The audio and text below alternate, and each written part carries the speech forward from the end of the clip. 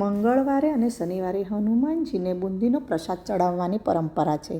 ભક્તિભાવથી અર્પણ કરેલો પ્રસાદ જીવનમાં સુખ, શાંતિ અને આશીર્વાદ લાવે તેવી પ્રાર્થના. ઓમ સાંઈરામ મિત્રો, રાંધણીમાં આપ સૌનું હાર્દિક સ્વાગત છે. આજે આપણે બનાવીશું હનુમાનજીની ફેવરેટ બુંદી. એના માટે મેં અડધો કપ બેસન લીધું છે, 1 મોટી ચમચી કોર્નફ્લોર લીધો છે, પોણો કપ પાણી લીધું છે, ઓરેન્જ ફૂડ કલર લીધો છે, હની લીધું છે. સુગરના ઓપ્શનનું મેં હની લીધું છે. આ ફૂડ કલર લીધો છે, પણ ફૂડ કલર ઓપ્શનલ છે. તમારે નહીં નાખવાની ઈચ્છા હોય કે તમારા પાસે ન હોય તો તમે નહીં નાખી શકો. હવે આ હનીને મેં સુગરના સિરપના બદલામાં લીધું છે. એક આપણે હેલ્ધી ઓપ્શન આવશે.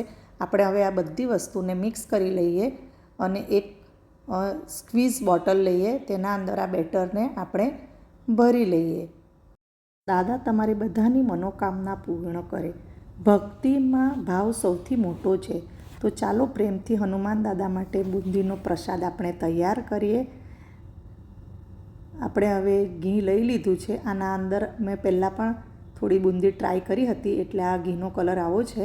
હવે આપણે એકદમ ઉપરથી બોટલને પકડીશું અને ધીરે ધીરે એને સ્ક્વીઝ કરશું, જેથી કરીને નાના નાના ખૂબ જ સારા ડ્રોપ્સ બુંદીના ટીપ્પા પડશે.